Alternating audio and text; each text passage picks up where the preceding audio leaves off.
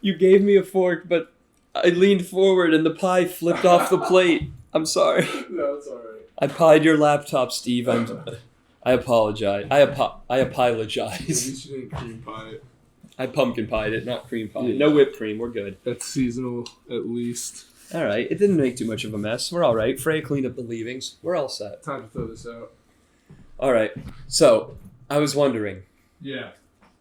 Have you ever accidentally caught yourself moving or standing up or behaving in a more athletic way than normal? Maybe just because you can, or like, for example, it happens at work sometimes, but it's easier to give you an example of like at jiu-jitsu. You're gonna need to explain this. At jiu-jitsu, I'll be on my back with my knees bent, and I can kind of stand up if I just get my feet under me, and it looks like the marionette stand-up type deal. Not pushing off my arms, just kind of straighten myself with legs and back and whatever. Okay. And it looks a little weird. And like Matrixy, kind of. A little bit Matrixy. And I know it's weird, not because I do it. It just feels good to like bend and stretch and use your muscles to like exert yourself. Okay. But other guys at jiu-jitsu commented on it and were like, what the hell? What are you doing? So I know it stands out. And then I was at the gym with Mel the other day, just diagnosing what I was doing wrong with my lifting. God bless Dr. Mel. And I picked something up, like a dumbbell up off the ground, weird. I just pulled it upright and turned my body so that I wasn't using my back because of the surgery. And she said it looked like the bend and snap, like 80s workout video, dumb motion. Dude, and then bend and snap is from fucking Legally Blonde. I'm an idiot. Fine. I don't know the reference. I was totally wrong. Fair enough. I thought that's what it was. I think you still basically get the idea of what she's bend saying. And snap. Yeah. She demoed it just to make sure I knew what she was making fun of. Okay. But that and two other things she laughed at, and even like getting out of my office chair at work, I've caught myself, instead of pushing off with my arms or sitting forward and then standing up out of it, just heaving myself upright basically from sitting with thigh and whatever else. And now I don't know if I'm being a freak or I'm curious. Have you ever just like been more athletic in regular motions, even without trying to, maybe? I don't know. So yeah, I feel like I do that sometimes, but it's always semi-conscious. Like, I don't know how, like, just second nature you're saying this is. Maybe some conscious, but like, it's not to show off. I think it just feels good to try and exert more maximally in like my range of motion, or to, especially if I'm like in an office chair at work for 8 hours, it feels good 5 hours in to stand up and actually have to flex muscles to do that. Yeah. If it moves blood around. So here's my kind of, because I know what you're talking about. Like, I definitely have done this before. And the strange thing about it is that my first thought about myself doing it is like, oh yeah, I do that whenever I'm trying to like show off.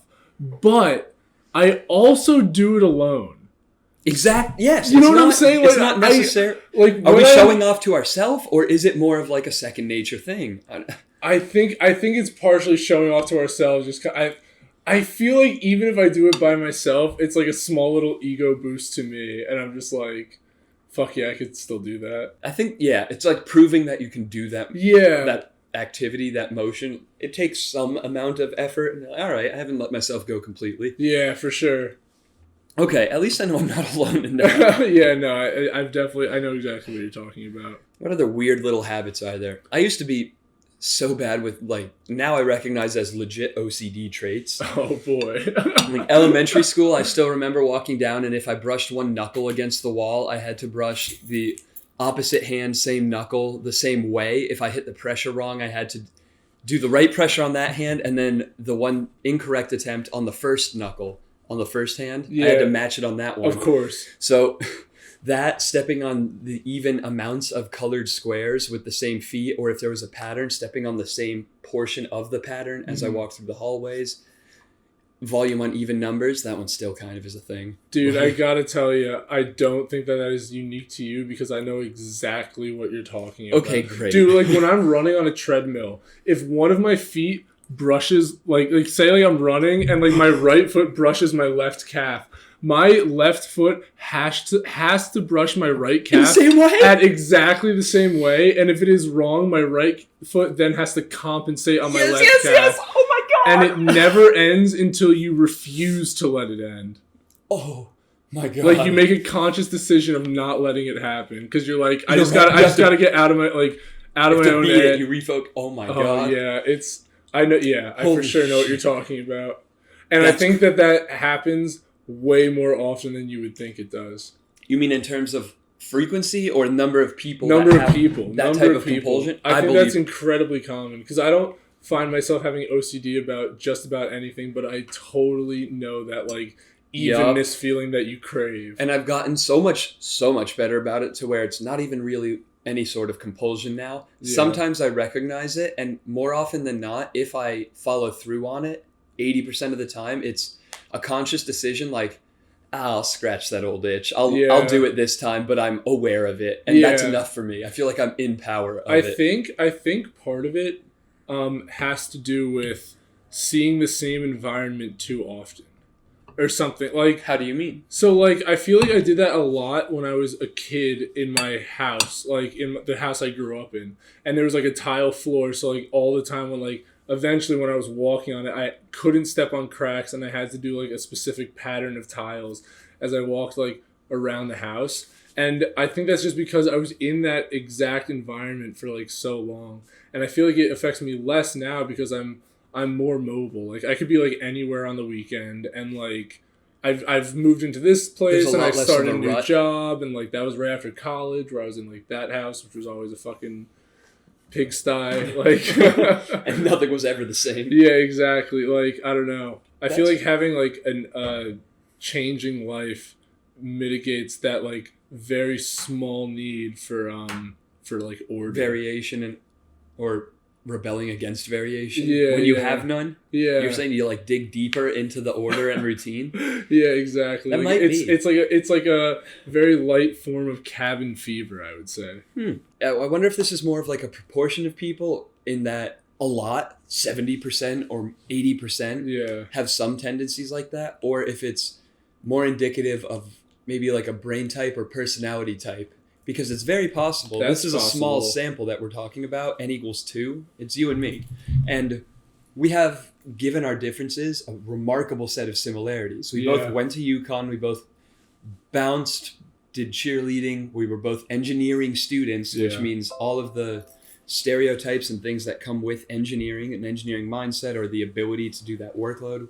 We share a lot of things cognitively and experientially. So... it might just be that we were both inclined to that. Maybe we're both ADHD, OCD, hyperactive children. Did you get in trouble a lot in school? No. I didn't think so. Not really. Ever? I was, sometimes. I got like a couple detentions in middle school or whatever. There are a lot of people that go through with none. So that is something to speak about. Yeah. But all of my stuff, I mean... They were all dumb though. I don't know. I don't think I ever got in trouble in high school or later.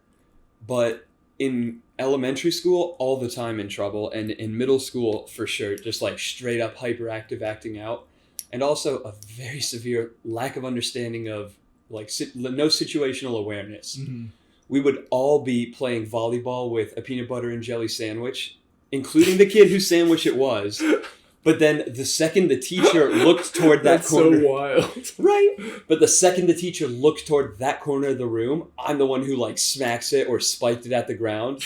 And always, like, never did anything go down where kids got in trouble where I wasn't the one who got caught. If I was involved. Yeah. Like, if there were 3 or 4 kids dicking around, if anyone got in trouble, at least I did. I never was like, I never got out uncaught. Yeah. Ever. Remarkably. Even in high school, like, laughing or not passing notes, because that's some old school shit. Passing Skittles in a freshman math class and just being a dumbass. Even that, there were like 2 of us, and I was the one that got yelled at. I lacked so much in terms of situational awareness for so long. That's so crazy. And yeah, I got a couple of in-school suspensions in middle school. Really? The peanut butter and jelly sandwich was one. It turned into the only fight I've ever been in, where the kid, I guess, I was not the first one to spike it, but maybe my form was better. But when I spiked it, he shoved me. And then, like, was yelling at me, kind of. And I thought he was dicking around still. So I was laughing against the bookshelf. And he was shoving me. And that's when the teacher noticed. And we both got ISS for fighting. I thought he was dicking around. I didn't even shove him back. That was the one fight I've been in. Wow. An intense one, to be sure. Yeah, but ISS for that, me and my friend Connor were carrying, this is statute of limitations, 15 years old. This is fine to say. But me and Connor were carrying some other goofy-ass 7th grader, and we were carrying by his arms and legs down the sidewalk back to the portable from lunch. Mm-hmm. And the teacher told us to put him down because it's dangerous. Fair. And we continued to carry him. And she warned us again, and we laughed and continued to carry him. And then we got ISS. Oops. Dude, that's what I'm saying. Like, most of my, like, detentions were, like, just so for the dumbest shit. And, like, it sounds like a lot of those suspensions are also way uncalled for. Like, and so, like, yeah, I feel like... To be fair, I loved ISS. The 3 or 4 times I got it in middle school, you got all of your work from all your teachers for the day so true. In a stack. And let's be honest, the reason I was dicking around is because I was a little bit bored by the time I finished whatever worksheet. Yeah. I taught the same teacher that gave me ISS for carrying Wyatt down the sidewalk with Connor. Of course it was Wyatt. Fucking Wyatt. I wonder what he's up to. Anyway. Still being carried to this day. Might be on my Facebook, but who uses that? Still being carried. Oh God, I just thought pallbearers. That's terrible, Steve. Why would you talk about that? He should be alive. I bet he is. Anyway, that same teacher, I taught myself how to whistle in her class because I had 25 minutes of time before the activity was up and I was done with the fucking worksheet. The most annoying thing to teach yourself in front of a room Literally. of people. Just kind of sucked in and blew out air with my lips moving around funky until I caught it and then narrowed it down until I figured it out. I taught myself how to whistle in her Enhance, history. Zoomify. Exact Zoomify. You fucking idiot. But taught myself how to whistle. 3 minutes later, she caught that up. She figured it out. Was pissed at me. She found the source of the whistle noise. When we were in ISS, we got all of our work, and I don't know, day starts at what, 7:30? I was done by 9:30 or 10. So I had 3 or 4 hours, and I would just read. Yeah. And coincidentally, I remember being in ISS, and this was after my 7th grade English teacher, same year, convinced all the boys in the class that Twilight was a great series because vampires and werewolves. So I remember reading, I want to say it was New Moon, the second one, or Breaking Dawn, the fourth one, burning through like 300 pages of it in ISS over the course of a day or two. Oh my God. I was just reading like super softcore vampire kid porn. And that was my punishment for carrying my friend. So I had friends who had in-school suspensions, and yeah, they basically said the same thing. Like, I'm kind of bored, but... Wait, you had friends that had in school? Because you had that big realization when I brought up that you got all your work at once. Were you never in ISS? Can you not relate to that? So yeah, no, I was never in it, but I remember having friends in it who basically, not quite the same story, but similar vein in the way that they would tell me how, yeah, it's kind of boring, but I finished all my work for like the week in like the first like 2 days. And I was like, oh, that's actually kind of cool. And so they would go home and not have any homework at all. Exactly. I had no homework those days. Yeah, I was like, man, that's not too bad. I remember I don't think that they read the entire Twilight series like you did, though. I'll say that. I don't think that was on their docket for the day. I think I might have asked if that was like an opt-in option for school. If you could just do prison school for like 3 hours a day instead of 7 hours of socializing and good. Oh my God. It didn't go far, that petition. Dude, Twilight. First of all, movies, not great. And cheers to Robert Pattinson for having vocally said that he's not a fan of them and doesn't. Yeah, he's going to be Batman. Oh, shit. Will he sparkle? Is that why he wears a mask? Most likely not, I would say. Because he wears the mask at night when he wouldn't sparkle. So. Oh, you're right. That's why. Damn. Bruce Wayne could sparkle. But probably. When I was in Sweden, I remember buying 1 or 2 books in Swedish. I have a copy of the King James Bible, New Testament, in English and Swedish in the same book. Interesting choice. Well, they were hawking that one. That was like, remember the campus preachers? Yeah. They would come in and sin is coming for you. Oh, so you got it thrown at you? You're like, more or less. It was someone like on the street for a religious group, and they were like, look, Bible. I never talked to one of those preachers, but they would often... Sin Awareness Day, that's what it was. They'd come to campus, stand on pedestals with signs, and just kind of get made fun of on Snapchat. Well, that's the thing, like, I would never actually, like, speak up at any of those things, but they happened often, and they would often capture my attention. And I would just kind of witness this like hang by for a minute or two. Yeah, just like this scene of like people challenging them. Like it was always the same scene. Just people like challenging them and then yelling back / ignoring and just yelling like Bible verses, and like it was like watching a train wreck because it was never productive. Like it's not like I was nobody's views were changed. Like exactly, like well, even if like people's views weren't changed, it wasn't any sort of civil discourse. Yeah, civil discourse. Exactly. It was just yelling and madness. Madness. This is a Couple of Fellas podcast. And I feel like when I was watching them, I don't know. I don't know what I was expecting, but I was expecting more, and it was never as much as I wanted. But yeah, those things were crazy. You gotta love the dudes that painted upside down crosses on their chest and just did kickflips bare chested in the circle while the preachers were there. Oh man! But aside from James' version of the Bible in Swedish, yes. What else did you get? I bought a copy of New Moon in Swedish because it was €1. Had you already read it in English? Yes. Okay. So I was like, word, I can relive some Twilight, but in Swedish. This can't be too advanced. Wow. I got 3/4 of the first page in and have yet to pick it up since. I was about to roast you so hard. I was like, wow, you really dove all the way through Twilight twice. But no, okay, I see what you're saying. The combination of the Twilight plot and not knowing the language was not enough to make me want to learn the language. I should have picked a book I wanted to read. Like the King James Bible. Yeah, exactly. At least you got 1 out of 2. That's not bad in baseball. For God so loved the world that he gave his only begotten Son, so that whoever believe in him shall not perish but have everlasting life. That might be the abridged John 3:16. Wow. I learned so many Bible verses. Did you really? First of all, I was raised like Methodist and Episcopalian, which is, Christian light.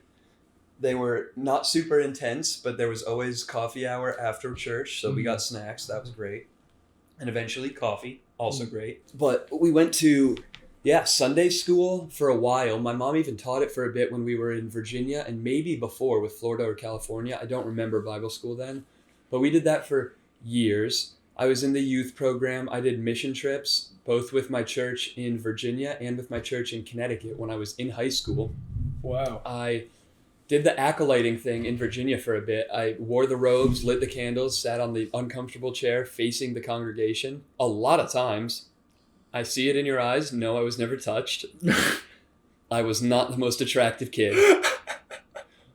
But I did really the acolyte glowed up thing. Since the church boy days. Yeah, thank you. Puberty hit me well. But I did all of that. Had friends through church, local friends, hung out with them, sleepovers at the church, everything. And the best part is when we were living in Virginia, I went to Triple R Ranch every summer for a week for like 5 or 6 years. One time Ty came with me for a week and that was great, but it was more or less your basic, with Christian, 4-H camp. Horse riding, archery, riflery, rock walls, canoeing, the whole normal deal. Wow. Arts and crafts, but I never fucked with that. The trading post, you had your account, you wrote letters home, you had your little bank account, so you could marshmallows around the fire, cabin style. Real Boy Scout shit. Exactly. I would have excelled in Boy Scout. I wish I'd done that. Yeah. I would have absolutely loved it. Much respect to those people. But I loved this camp, and there was a competition between all the cabins, which were organized by age, so super fair competition. And the way you got these ducks, rubber ducks, you had to earn ducks. One of the ways was you could memorize each day's Bible verse. And I was about to say, how is this a religious activity? Okay, you brought it back. At my 4 rotations, you picked your 4 activities, so I would usually do archery, riflery, canoeing, and something with horses. And by the 3rd or 4th year, and growing up with horses, I was great at them, and I loved it. I was stud. King James. I was a stud at camp. I read the whole Bible through 1 week, one summer when I was there. What'd you think? Could use I liked Revelations because I thought it would be cool to like Revelations and be edgy. Didn't understand almost anything that was going on, but god dang it did my little on the spectrum mind do great with Bible verses. I knew the numbers, where they were. I knew the pages in my Bible for most of them. Damn, that's insane. And I could recite them, and I would recite the whole weeks up to that point every morning before we saddled up our fucking horses. And I earned so many goddamn ducks. My cabin won a couple of the years I was there. And I was in the largest age group once. And I take so much pride in that. Oh, man. Dude, I love camp.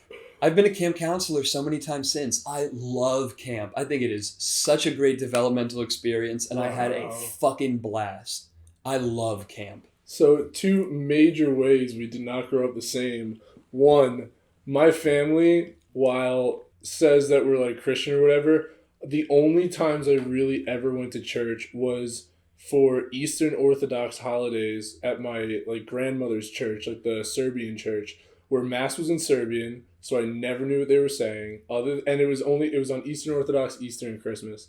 And then other than that, we never went to church. I never went to like Sunday school. I just grew up pretty like non-religiously. And then eventually I found atheism or whatever. Like, I'm not even found, like... Our church of nothing. My brother and I kind of, like, stumbled onto it at the same time and, like, bonded over it. Hashtag twins. Yeah, exactly. Like, it just kind of came up one day between the two of us, and we had both come to the same kind of conclusion, I guess. It's interesting. I think Carter is more religious than we grew up. Dude, so Carter and I would have talks until the sun came up about religion. That's crazy. Dude, we would go back and forth for hours about religion. How? Not any contentiousness or preaching?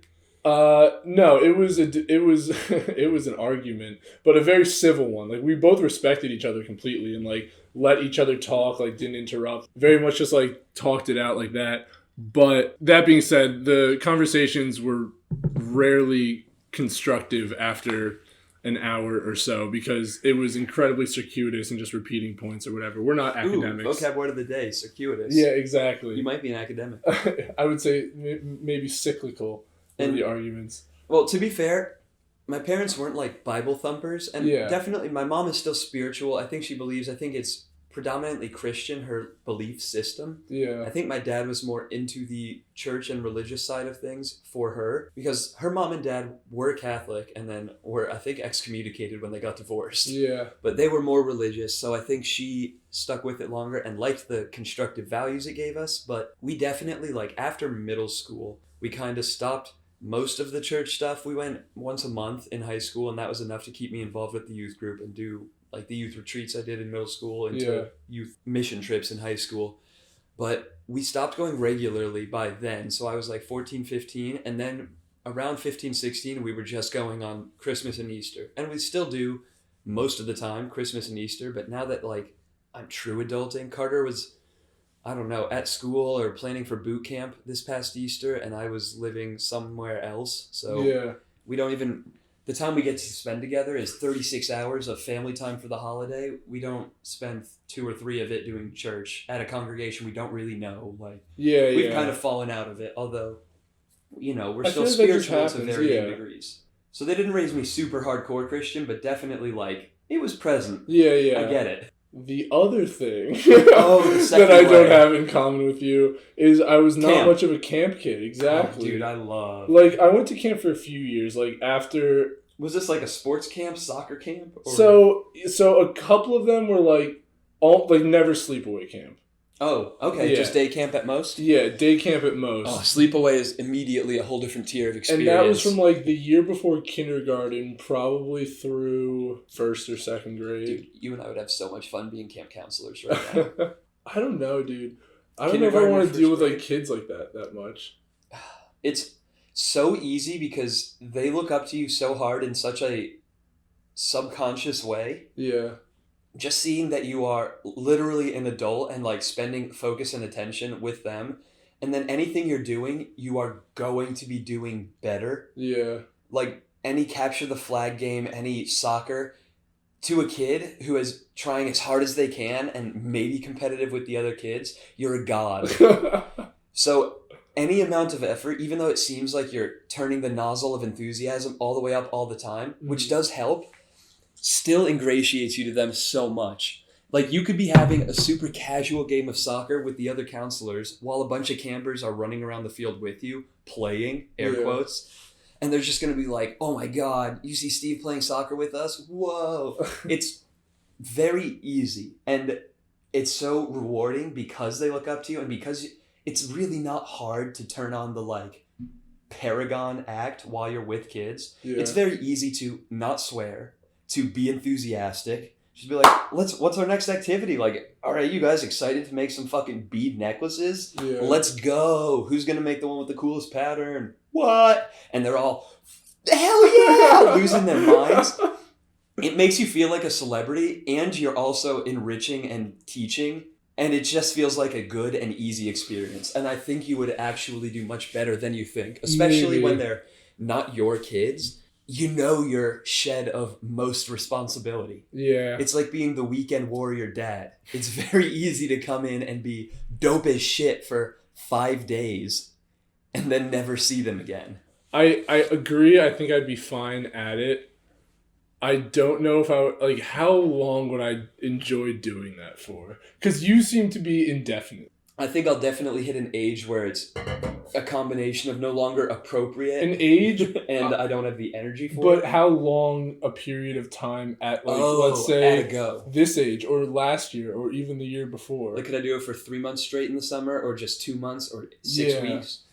It's definitely fine for the first couple of weeks. Like, the last couple when I did Explo or You're also living at the camp? Yes. Okay. You would be. Yeah. So you're living there for the summer. Generally, you're not paying your rent or food. Were you smoking at the time? Only for the very last one I did with Explo.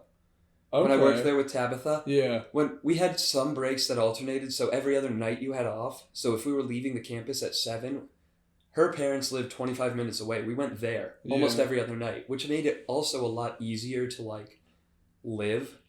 Because to be fair, you do get kind of cabin fevery, and it's a fishbowl.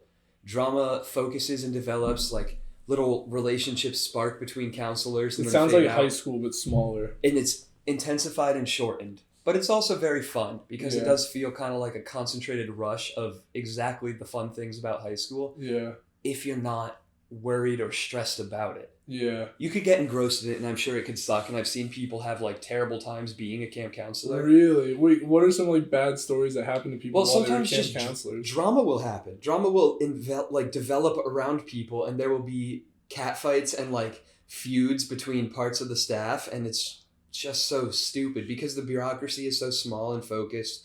Whenever there's an issue, you know exactly who would point a finger at who or who does. Things just bubble up, and honestly, I can say from experience, if you're just the happy, enthusiastic, like this is a fun, temporary exit from normal life, it's fine and it rolls right over you. But some people dig their heels in, and it's like a contentious thing. And I've seen people quit early or like be moved in their assignment because of it. And it's exactly like you would expect. The same people on the cheer team or on the bouncer crew that just drama develops around. Yeah. It's the same thing. It can't be quiet and chill and we all get along. Dude, you know what is an incredibly unpopular opinion I have? Perhaps another character flaw and something about me that I think will be very unrelatable to much of the audience at home. Do tell me. I kind of love drama. Okay. I kind of like love. I don't know that you're alone in that. No, but everyone says they hate drama, right? Everyone says like, oh yeah, because I hate drama. Outwardly you're supposed to. I love being like a cool guy. I just wish everyone was like fucking chill with each other, and that's true. I do wish everyone was chill with each other. At the same time, I'm an imperfect human being, and some of my enjoyments are contrary to each other, and so. I feel like I have such little drama in my life. Because you're a very, very congenial, easy to get along with, fun guy. Yeah, but so when there is drama, I get so sucked into it. I'm like, oh, yo, who said what about who? Okay, is it just... I need to know. Is it just you as a spectator? To be fair, like, for me, I tend to espouse the be chill, go along with it.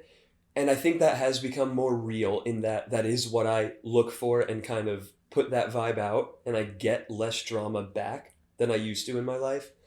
But also, when it comes up or when it seems like there is, I've noticed I don't always dig. And I am now more agreeable to just not bring it up or not address it or turn the conversation if the person even hints at like, oh, that's fine. Like, we can leave that. Yeah.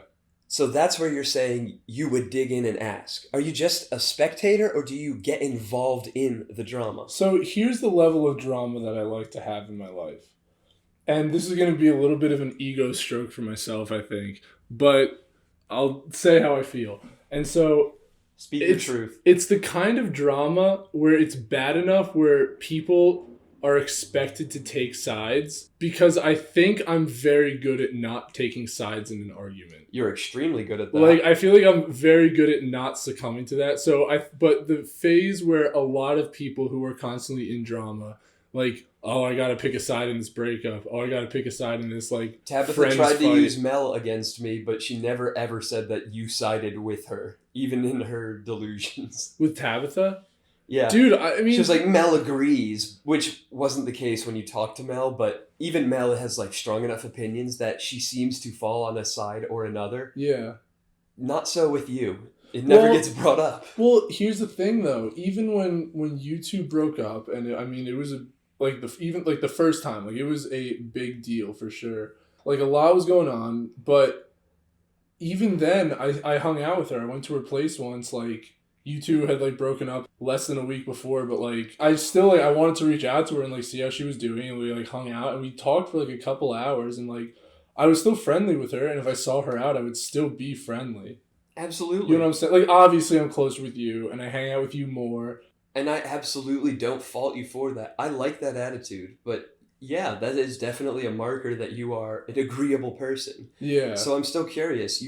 You like to dig, you'll get more details, you'll keep prodding people to tell you about it, you'll stay up to date. What do you mean? You follow up? Do you stoke? Do you add information or spread any? No, I don't add. I probably spread. I'm kind of not great at keeping secrets. Another character flaw. But you are my source of gossip, so I guess that's I should have known that. Like, I'm good about, like, actually important stuff, but, like, dumb stuff where it's like, oh, I just kind of spill the beans. But sometimes there's no drama going on and I decide to spark it. And that usually doesn't happen when I'm sober. But for example, and if you're listening to this, you know I'm talking about you. There was a time when I went to the bar with a friend of mine who also worked at the bar with me, and then we rolled up to the bouncer. Now, the friend that I came with had been, like, kind of, like, seeing a girl, wanted to, like, get serious with her. And then all of a sudden, she kind of ghosted him and was then seriously dating this other bouncer. And it's the three of us in a conversation. Oh, yikes. And so we're just like hanging out at Code Check. We all work together. Like, it's never been brought up before. We're all, like, acting cool. And then I go... And I'm not going to say the girl's name, but I was like, hey, is it ever awkward between you guys because of blank, the girl? Oh. I just said that. I just dropped that bomb, and the one dude's like, oh, what do you mean? And then the other guy started, like, explaining the situation, that he was dating her? And then I just kind of walked away. And then I just kind of walked away. That really is just for you. Drunkenly, like, walked through the bar, just kind of, like... La-di-da. Sauntered, like, saw a couple people I knew, chatted them up, walked away, whatever. Come back to them maybe half an hour later, they are still on the same subject. Oh my god. And I just think that it is the funniest thing I could have possibly done. Like, and yeah, so sometimes, and I have other stories similar to that, none are coming to mind currently, but shit like that, I just find it so interesting to experiment. And just see what drama arises. That's fair. But that's very controlled experiment. That's true. I'm not out here spreading rumors and shit. That's true. You're not making anything up, and it's not dishonest, which brings me to my judgment That's of the thing. It's always honest. That's my judgment of it. The deliberate starting of potential drama, I'm not sure if that's good or bad, but I am such a believer in honesty over everything that the fact that you might be addressing something that could be beneficial for them to have a conversation about, or for them to just talk openly about, and hopefully in a fine and, congenial way, I kind of support that. So I don't think that it's that bad. And on the spectrum of drama or starting drama, I definitely think that falls on the more good intention side. Yeah. Not that it necessarily had good intentions. No, it's definitely a little bit sadistic. But I find it more defensible because it is an honest thing, and almost because you can argue that it could be good for them. I think the unspoken thing is often the most interesting thing. Like, the subtext is often the most interesting part of a conversation, and I want to dig into it. And address it. And I'm like... I like that. I like the idea of throwing people off and, not sticking to the standard script, per se. I'm a big elephant in the room guy. Huge elephant fan, especially when you address them. Yeah, exactly. Especially when you undress them. You ever seen an elephant strip show? I've seen an elephant straight up naked, and I don't think I've ever seen an elephant in a different way. That's fair. I guess that's all I've seen them too. No, actually, sometimes they wear fancy shit, like when they're in parades or something. Or a backpack. Yeah, or a person. People in it. Yeah. But yeah, no religion or camp for me.